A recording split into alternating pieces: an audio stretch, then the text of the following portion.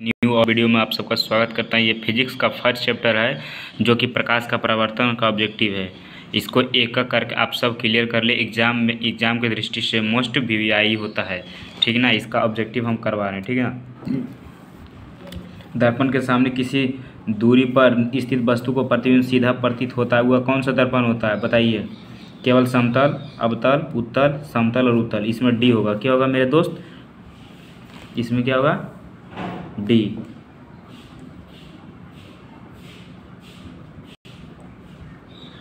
चलिए क्वेश्चन अगला पर, ठीक ना। सीधी नहीं सेकंड क्या है? प्रकाश की किरणें गमन करती है, बोलिए। सीधी रेखा में, टेढ़ी रेखा में, किसी भी दिशा में, इनमें से कोई नहीं। एकदम इसका परफेक्ट क्या आंसर होगा? इसका परफेक्ट आंसर क्या होगा? सीधी रेखा में। क्या होगा? सीधी रेखा। थर्ड नंबर क्या है? प्रकाश के परावर्तन के कितने नियम हैं? प्रकाश के परावर्तन के दो नियम हैं, ठीक। प्रकाश के परावर्तन के कितने नियम? फिर दोबारा सॉरी मिस यू। परावर्तन के नियम से निर्धारित होता है आपतन कोण बराबर परावर्तन कोण। देखिए है इसमें ऑप्शन, इसमें फर्स्ट नंबर ऑप्शन। प्रकाश तरंग का उदाहरण है ये विद्युत चुंबकीय तरंग का। क्या? विद्युत चुंबकीय तरंग, विद्युत चुंबकीय तरंग, ठीक ना। उसमें देखिए समतल दर्पण द्वारा बना प्रतिबिंब होता है, ये केवल काल्पनिक होता है मेरे दोस्त। क्या होता है? काल्पनिक, ठीक ना। इसमें केवल काल्पनिक प्रतिबिंब बनता है। अगला देखिए क्वेश्चन। समतल दर्पण की फोकस दूरी होता है अनंत, इसका अनडिफाइंड। ये क्या हो जाएगा? अनडिफाइंड, ठीक ना। अवतल दर्पण के सामने वस्तु को कहाँ रखा जाए ताकि प्रतिबिंब उल्टा और समान आकार का बने। इसमें देखिए बराबर प्राप्त करने के लिए मेरे दोस्त एकदम इसमें वक्रता केंद्र पर रखना पड़ेगा। देखो ये वक्रता केंद्र है। क्या है? वक्रता केंद्र। उत्तल दर्पण में बना काल्पनिक प्रतिबिंब होता है। उत्तल दर्पण में बना काल्पनिक सीधा और अवर्धित, उल्टा और अवर्धित, सीधा और हरासित। देखो मेरे दोस्त इसका सीधा और हरासित होता है, इसका सीधा और हरासित होता है, ठीक ना। आगे देखो दर्पण सूत्र क्या है। देखो भाई सबको हम लिखे हैं कि प्रीवियस ईयर क्वेश्चन देख लो एकदम, एक को नहीं है जो कि देख लो हम दिखाते, फिर से दिखा देते। सबका अंतिम में लिखल होगा, जहाँ जौन साल में आया है सबका लिखा होगा, ठीक ना। इसका अंतर होगा 1/v प्लस 1/u बराबर 1/a। इसका आंसर क्या होगा? 1/a, ठीक है ना। चलिए नेक्स्ट पे, ठीक। यहाँ पे आइए आप सब। दाढ़ी बनाने में के लिए कौन सा दर्पण का उपयोग किया जाता है मेरे दोस्त? ये तो एकदम आँख मूंद के आप सब मार दीजिएगा। ये क्या होगा? अवतल दर्पण। आगे देखिए किसी भी कार के अग्रदीप में प्रयोग किया जाता है। अग्रदीप में आ गया अवतल दर्पण। ये देखिए इसका आंसर ये नहीं लिखा था। आगे देखिए किस दर्पण का उपयोग पश्च दृश्य में किया जाता है? देखो पीछे की ओर पश्च दृश्य में, तो इसका ये होगा। नए कृत्रिम परिपट के अनुसार दर्पण को सामने रखे गए बीम की दूरी क्या होगा? ये प्लीज कमेंट करके आप बताएं। 15 नंबर। ओहो सॉरी, हाँ यहाँ देखो 15 नंबर, ठीक ना। 15 नंबर, ठीक। आगे देखिए 16 नंबर। निम्न से किस दर्पण का फोकस दूरी धनात्मक होती है? फोकस दूरी धनात्मक, ये देखिए होगा उत्तल का। क्या होगा? उत्तल, नीचे, हाँ। चलिए इसका ये होगा। यदि किसी बीम के प्रतिबिंब का आवर्धन ऋणात्मक है तो उस प्रतिबिंब की प्रकृति क्या होगा? अगर ऋणात्मक है तो समझ जाना इसका वजह वास्तविक और उल्टा का है कि ये इसका कंसेप्ट ओहो अरे मेरे दोस्त का है ए होना चाहिए, ठीक ना। ये होना चाहिए। दंत विषय किस दर्पण का उपयोग किया जाता है मेरे दोस्त? जानता है ना इसका अब इसमें 2 बार समतल हो गया लेकिन इसका यहाँ पे अवतल होना, अवतल, इसका अवतल आंसर हुआ, ठीक। आगे चलिए 19 नंबर।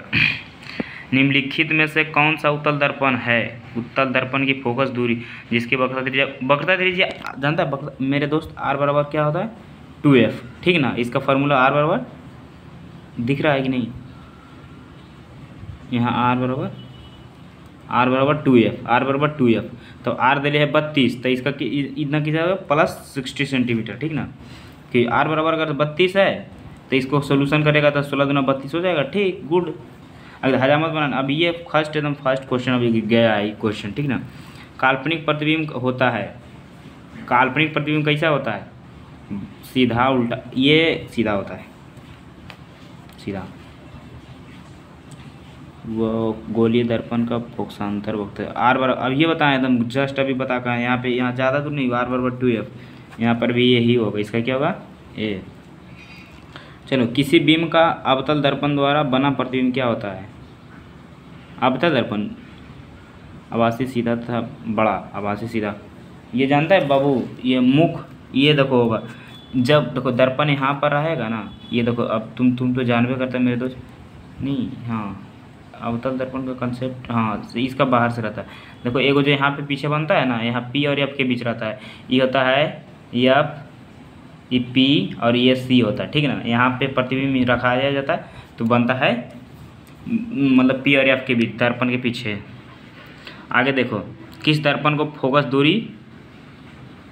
दूरी होता है? ए भाई ये कौन क्वेश्चन आ गया, किस दर्पण की फोकस दूरी होता है? सबको फोकस दूरी होता है, इस क्वेश्चन को हम अभी स्किप कर देते हैं, ठीक ना। आगे देखो, अवतल दर्पण की फोकस दूरी होता है, अवतल दर्पण की फोकस दूरी अभी जस्ट बता गए ऋणात्मक होगा, ठीक ना। किस दर्पण से हमेशा वस्तु से छोटा प्रतिबिंब प्राप्त होता है? वस्तु हमेशा इससे ही कहा है कि इससे छोटा, इससे बराबर भी हो, तीनों प्रकार के हो सकता है। समतल में ओनली बराबर हो सकता है इन्वेस्टिडर। एक प्रकाश किरण के समतल दर्पण पर लंबवत आपतित होती है तो परावर्तन कोण क्या होगा? 0 डिग्री। देखो एक समतल दर्पण है, अगर सीधे देखो ऐसे गया फिर ऐसे आ जाएगा, तीसरा क्या आ जाएगा 90 डिग्री। मत समझना मेरे दोस्त, ये कितना होगा 0 डिग्री, कितना होगा 0 डिग्री, ठीक ना। आगे देखो, एक अभिसारी किरण पुंज समतल दर्पण पर आपतित होती है, समतल दर्पण पर आपतित होती है। इसका आंसर क्या हुआ? ई आप सब बताएं। समतल दर्पण द्वारा प्रतिबिंब होता है, समतल दर्पण केवल ओनली ये बराबर होता है, वास्तविक काल्पनिक होता है, इमेजिनरी नहीं दिख रहा, इमेजिनरी होगा, क्या इमेजिनरी। आगे, फोकस दूरी 20 सेंटीमीटर है अवतल दर्पण के, तो वक्र त्रिज्या कितना होगा? फोकस दूरी अगर 20 है तो इसका हो जाएगा 40 सेंटीमीटर, बिदुनी 40, ठीक है ना, क्योंकि आर बराबर होता है 2f, तो एफ फोकस दूरी दे है 2 मतलब 20, तो बिदुनी 40 हो जाएगा, ठीक है छोटू। आँख नाक में कौन सा दर्पण को इस्तेमाल किया जाता है? बोलो, आँख नाक गला में इसका अवतल दर्पण, ठीक ना, अवतल दर्पण को उपयोग किया जाता है। आप बता 2 बार लिखा गया है, चलो मानो एक ही को, इसको क्या कर दो, इसको हम कर देते हैं उत्तल दर्पण, ठीक। गुड छोटू। उत्तल दर्पण के आवर्धन का महत्तम होता है, आवर्धन में महत्तम E1/2। हजामत बनाने में ये 3 बार लगता है क्वेश्चन आ गया आप सबके, तो खुशी होगा सर तो आज तक एकदम गर्दा कर दिए हैं।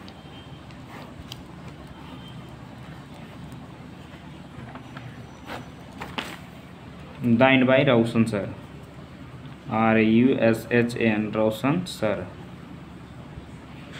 सर। थैंक यू, जय हिंद दोस्तों।